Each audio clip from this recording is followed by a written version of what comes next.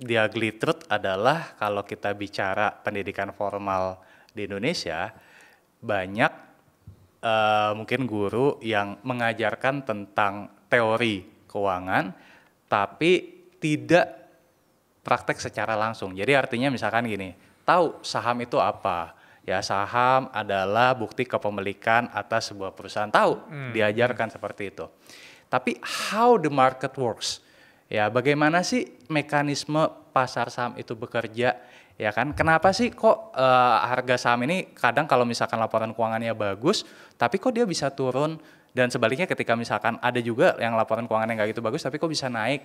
Nah, hal-hal seperti itu yang tidak diajarkan di dalam pendidikan formal, balik lagi karena ya banyak yang tidak nyemplung langsung.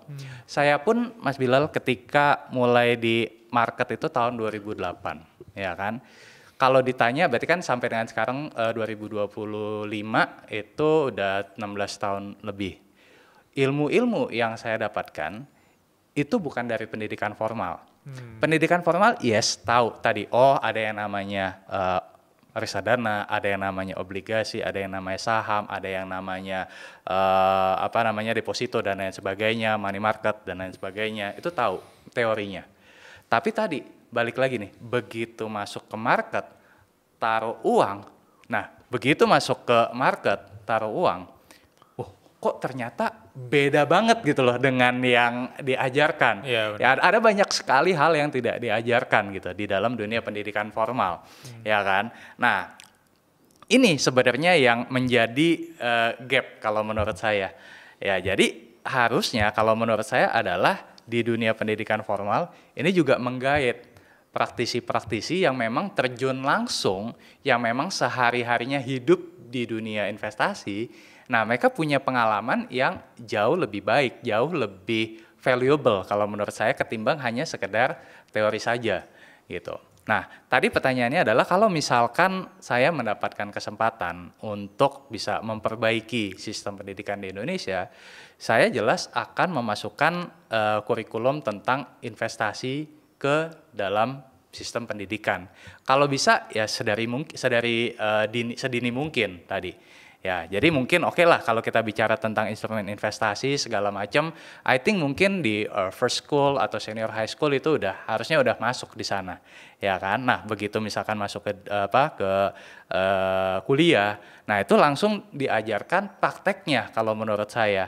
Gitu. Jadi jangan hanya lagi bicara soal pasar saham itu apa, ya kan, terus teorinya seperti apa, enggak, tapi langsung bagaimana sih menganalisa laporan keuangan. Nah, itu pun enggak ada loh sebenarnya, ya kan. Jadi bagaimana sih kita melihat laporan keuangan sebuah perusahaan, bagaimana sih kita melihat manajemen yang baik itu seperti apa, bagaimana sih kita menghitung nilai wajar sebuah saham, bahkan bagaimana kita melihat apakah ada unsur manipulasi dalam laporan keuangan. Nah, hal-hal tersebut yang tidak diajarkan di dalam sistem pendidikan.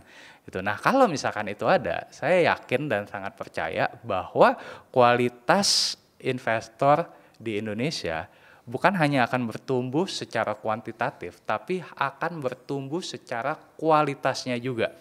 Gitu. Nah, sekarang nih juga kan banyak ya investor yang julukannya adalah investor angkatan COVID. Ya kan? Jadi yang begitu 2020 COVID kemarin dia masuk ke pasar saham. Nah, kalau saya melihat secara kuantitas betul naik. Tapi secara kualitas kayaknya belum. Kenapa saya bisa katakan demikian? Tadi misalkan tadi kita bicara soal saham bank ya. Ini pas kita podcast lagi turun nih, ya kan. Wah, jelek nih saham, katanya bagus labanya, kok turun mulu, apaan nih, kayak gitu loh. Jadi mereka tuh nggak tahu kenapa harga saham ini turun. Pokoknya taunya turun jelek. Ya kan, turun sama dengan jelek, naik sama dengan bagus. Sesimpel itu. Ya kan, padahal ya tadi balik lagi. Oh, ternyata kalau misalkan kita bicara lebih detail lagi ya. Oh, ternyata harga saham banking lagi turun karena sekarang lagi ada capital outflow nih.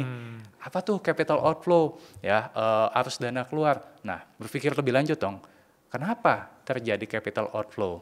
oh karena kemarin Donald Trump baru kepilih dan animonya nih lagi banyak ke sana gitu kan. Ditambah lagi the Fed ekspektasinya akan menurunkan suku bunga hanya 2 kali di tahun depan. Nah, ekspektasi itu yang membuat dalam jangka pendek terjadi capital outflow, something like that. Gitu. Nah, itu yang balik lagi kalau kita relate ke topik kita, itu yang tidak diajarkan di dalam sistem pendidikan formal di universitas. Nah, kalau itu diajarkan, menurut saya kualitas investor di Indonesia itu akan jauh lebih baik. Kurang lebih seperti itu, Mas Bilal. Yang Mas Rifan jelasin tadi kan jadi bikin aku ke-trigger ya, terutama di circle pertemanan aku dan anak-anak Gen Z lainnya, di mana ada sifat FOMO gitu. Ada perasaan ketika kita lihat teman kita, wah dia udah kaya nih dari investasi ini, atau dia udah berhasil di portofolio ini 5 tahun dia invest, sekarang dia beli apa gitu. Atau ada juga perasaan di mana orang ketika ngelihat sesuatu mereka udah beli, mereka malah panik gitu. Jadi kalau konteksnya aku lihat konten terakhir Mas Rifan kan ngomongin tentang bankingnya BBRI ya, nggak apa-apa ya. Nggak apa-apa. Aku juga beli itu dan di fase beberapa bulan belakangan kan orang kayak panik nih. Wah aku udah beli kayak kata Mas Rifan tadi. Tapi kenapa kayak gini-gini terus nih? Apa aku salah beli atau apa? Gimana menghadapi situasi itu Mas Rifan? Kayak panik atau cemas ngelihat buka-buka terus tiap hari gitu. Ya. Gimana? Oke, nah ini pertanyaan yang juga menarik nih.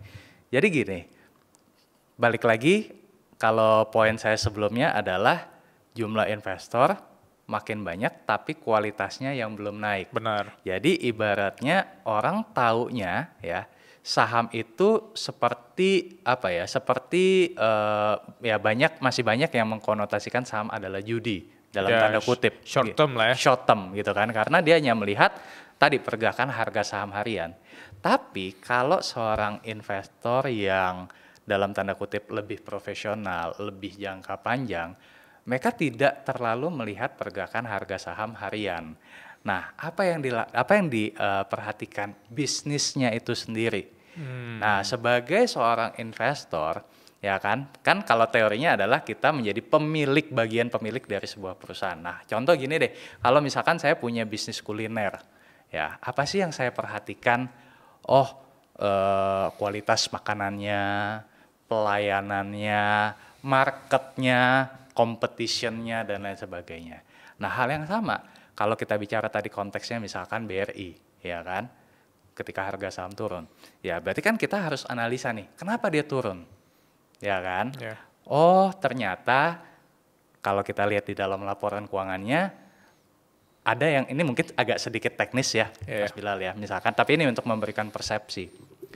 Oh, ternyata kinerjanya di 2024 agak tertekan karena ada yang namanya misalkan cost of fund-nya naik. Nah, cost of fund itu apa?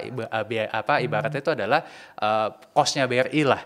Nah, kenapa cost-nya naik? Oh, karena suku bunga masih tinggi di tahun 2024. Nah, terus ada lagi yang faktor kedua, CKPN-nya naik. Apa tuh CKPN? Nah, itu agak teknis gitu ya, tapi intinya kayak beban yang dibukukan oleh BRI untuk mengantisipasi kredit yang berpotensi gagal bayar.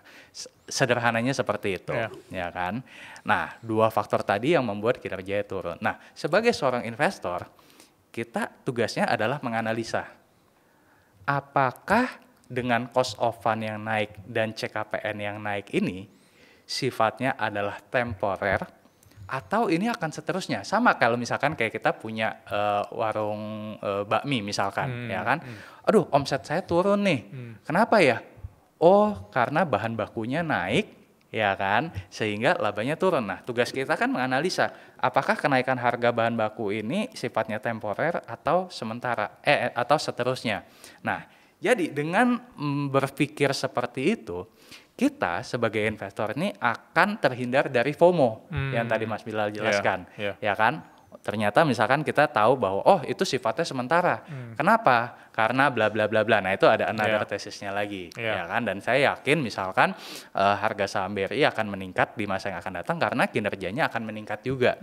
Nah, itu dengan cara seperti itu kita sebagai investor nih akan terhindar dari FOMO. Jadi kita nggak lagi hanya melihat hari ini naik, hari ini besok turun, besoknya lagi naik, besoknya turun. Kalau seperti itu percaya sama saya, kita akan sulit untuk bisa sukses di pasar modal. Iya. Tapi kalau kita berpikirnya adalah long term, mau harga saham naik turun, harga saham naik turun ya, kita nggak akan mudah terombang-ambing. Saya selalu membawa satu mantra yang selalu saya bawa selama 16 tahun di market.